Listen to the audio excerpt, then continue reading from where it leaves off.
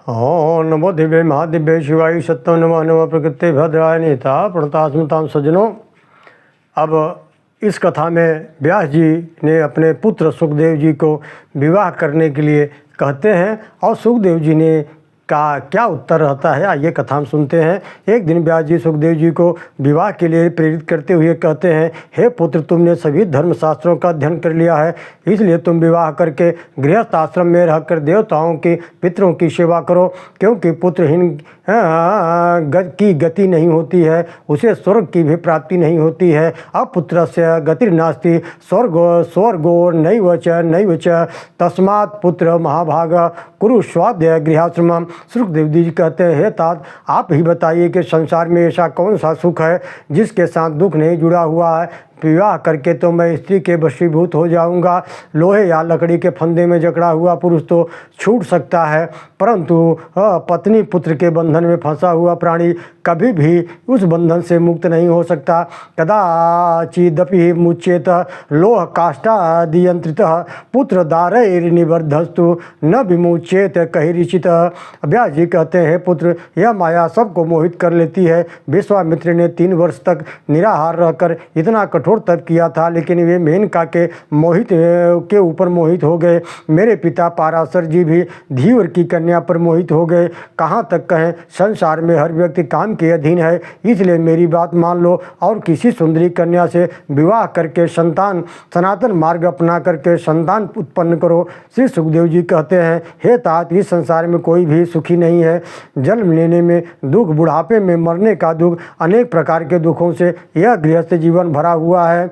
वेद शास्त्रों का अध्ययन करने के बाद भी विद्वान धनवानों के पास जाकर झूठी प्रशंसा करते हैं, और सिर्फ इसलिए कि उनको कुछ धन का आगमन हो सके, अपना पेट पाल सकें। पत्नी पुत्र पौत्र आदि के पालन में अनेक कष्ट उठाने पड़ते हैं। ऐसे स्थिति में कहाँ गृहस्थ आश्रम में कहाँ सुख है। श्री सुखदेव जी के युक्त विचार सुनकर व्यास जी ने को बड़ी निराशा हुई। वे शोक में पड़ गए। भगवान वासुदेव सुखदेव जी कहते हैं, तात, आप मुझे ऐसा ज्ञान दीजिए जिससे कि मैं समस्त कर्म बंधनों से मुक्त हो जाऊं।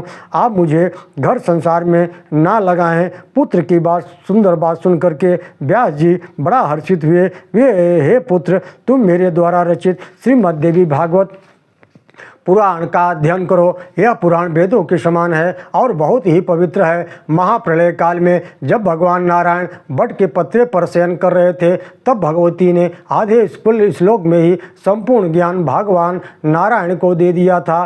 सर्व खलविदमेदाहम नान्यदस्ति सनातनम, अर्थात यह सब कुछ ही मैं ही हूँ और दूसरा कोई सनातन नहीं है। भगवान नारायण के नाभ कमल से ब्रह्मा प्रकट हुए और भगवान नारायण ने वही आधार श्लोक का दिव्य ज्ञान ब्रह्मा जी को प्रदान किया। इसी सहायता से मैंने दिव्य देवी भागवत महापुराण की रचना की। इस प्रकार भगवान वेद व्यास जी ने सुखदेव जी को संपूर्ण श्रीमद् देवी भागवत पुराण का अध्ययन कराया। श्री सुखदेव जी ने भगवान वेद व्यास जी की आज्ञा का पालन किया, लेकिन फिर भी उन्हें शांति नहीं मिली। तब वेद व्यास जी ने कहा, हे पुत्र, यह तुम्हें शांति नहीं मिल रही है तो तुम राजा जनक के पास चले जाओ, वे ही तुम्हारे सभी संशय का नाश करेंगे। व्यास जी की बात मानकर भगवान सुखदेव जी राजा जनक के पास गए और एक बहुत सुंदर उन दोनों लोगों के बीच में संवाद हुआ। सुखदेव जी जनक जी महाराज से प्रश्न करते हैं, हे महाराज, हे विदे, मेरे पिता व्यास जी कहते हैं कि मैं सभी धर्मों में श्रेष्ठ गृहस्थ धर्म को स्वीकार करके विवाह करूं, परंतु मैंने उन्हें बंधनकारी मानकर अस्वीकार कर दिया। कृपया आप मेरे इस संशय का समाधान कर दीजिए। जनक जी कहते हैं, मोक्ष चाहने वाले ब्राह्मण को चाहिए कि वह उपनयन संस्कार आदि के बाद सबसे पहले वेद शास्त्र अध्ययन करे। इसके लिए अपने गुरु के पास जाए, वहाँ वेदादि का अध्ययन करने के बाद गुरु दक्षिणा दे लेकर वह जब लौट कर आए तो उस मुनि को विवाह करना चाहिए और पत्नी के साथ गृहस्थ धर्म का निर्वहन करना चाहिए। गृहस्थ आश्रम में रहते हुए उसे न्यायपूर्वक धन कमाना चाहिए। हर स्थिति में संतुष्ट रहना चाहिए, किसी से कोई आशा नहीं रखनी चाहिए और सदैव अग्निहोत्री दानी कर्म करने चाहिए। पुत्र पौत्रादि हो जाने पर फिर उसे वानप्रस्थ आश्रम में जाना चाहिए। चतुर्थ आश्रम अर्थात संन्यास को स्वीकार करना चाहिए। यही वेद वाक्य है, यही सर्वथा सत्य है। श्री सुखदेव जी कहते हैं, यदि किसी के चित्त में ज्ञान वैराग्य हो जाए तो भी उसे गृहस्थ आश्रम में रहना चाहिए अथवा उसे वन में चला जाना चाहिए। जनक जी कहते हैं, इंद्रियाणि बलिष्ठानि न नियुक्तानि मानदः अपक्वस्य प्रकुर्वन्ति विकारास्ताननेकशः।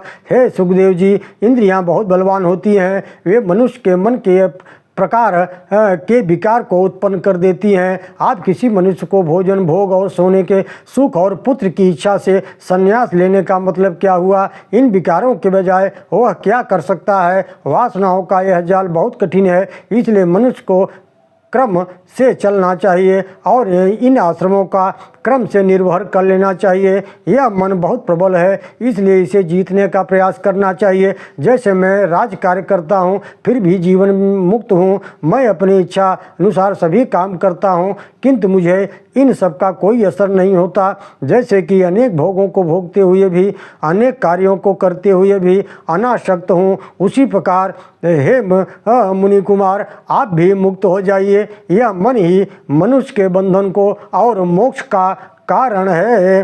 मन एवं मनुष्याणाम कारणम बंध मोक्षयो, कि जितने भी भेद हैं, यह सब शत्रु है, यह मित्र है, यह मेरा है, यह पराया है और यह अपना है, यह सब मन के भाव हैं। इसलिए मैं ब्रह्म हूँ, सदैव ऐसा निश्चय करना चाहिए। जनक जी के प्रवचन को सुनकर सुखदेव जी महाराज का संदेह दूर हो गया। वे अपने पिता व्यास जी के पास लौट आए और उन्होंने अपने पिता की आज्ञा को स्वीकार करते हुए पितरों की पीवरी नाम की कन्या से विवाह किया। इनसे सुखदेव जी के 4 पुत्र हुए, गौर प्रभु, भूरि, कृष्ण और देवश्रुत, और एक कन्या हुई जिसका नाम कीर्ति था। अंत में सुखदेव जी कैलाश के सुंदर शिखर पर चले गए। कुछ ही दिनों में उन्हें परम सिद्धि की प्राप्ति हो गई।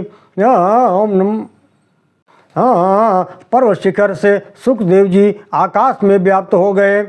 सारे देवता पुष्पवृष्टि कर रहे थे, ऋषि उनकी स्तुति कर रहे थे। वे अपने तेज से एक दूसरे सूर्य की भांति चमक रहे थे। उनको जाता देख व्यास जी भी पुत्र वियोग में हा हा पुत्र कहकर दौड़ रहे थे। उनके चलने से पर्वत शिखरों में से भी हाँ पुत्र की प्रतिध्वनि सुनाई पड़ रही थी। व्यास जी को शोकातुर देखकर साक्षात भगवान शंकर वहाँ प्रकट हो गए। उन्होंने व्यास जी को समझाया कि हे ब्रह्मज्ञानी सुखदेव जी के लिए चिंता नहीं करनी चाहिए, वे तो योग वेदता हैं, उन्होंने दुर्लभ परम गति को प्राप्त कर लिया है और मैं आपको आशीर्वाद देता हूँ कि आपको अपने पुत्र की रमणीय छाया का सदा आभास होता रहेगा। उस छाया को देखकर आप अपना दुख दूर कीजिए। इसी समय व्यास जी को अपने पुत्र सुखदेव जी की ओजस्वी छाया दिखाई दी। भगवान शिव अंतर्ध्यान हो गए और व्यास जी अपने आश्रम में चले आए।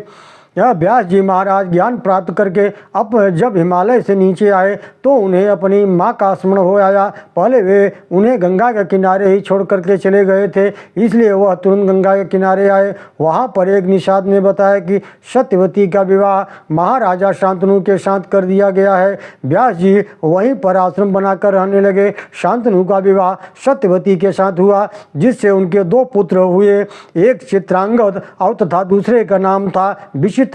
इससे पहले महाराज शांतनु का विवाह गंगा मैया के साथ हुआ था, जिसने उनके भीष्म नामक पुत्र उत्पन्न हुए थे।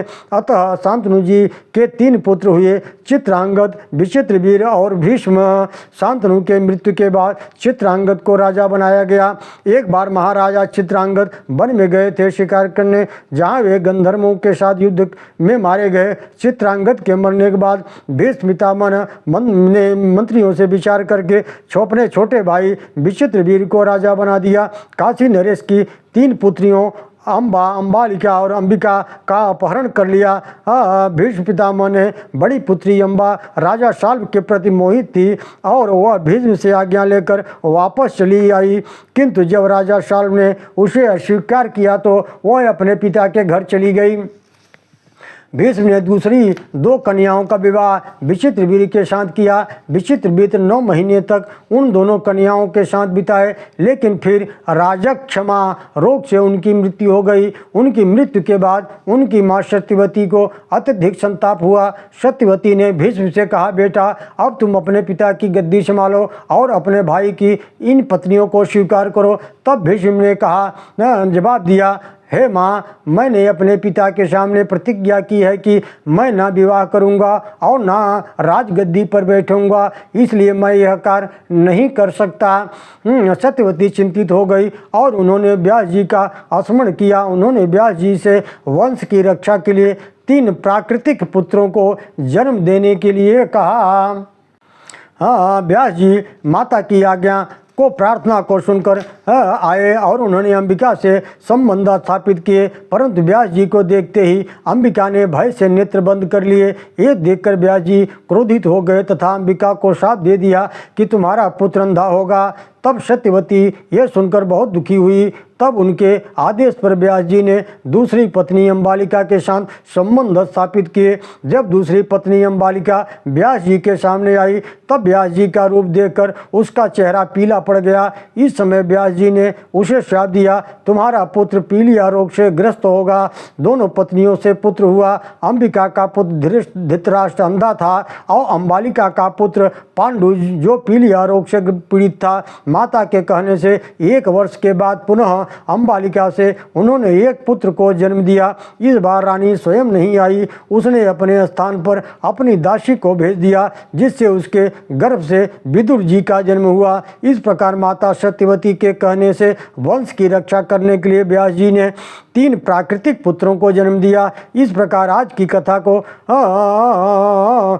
में एवं व्यासेन ते पुत्रा धृतराष्ट्र देहश्रुतः उत्पादिता महावीरा वंश रक्षण हेतवे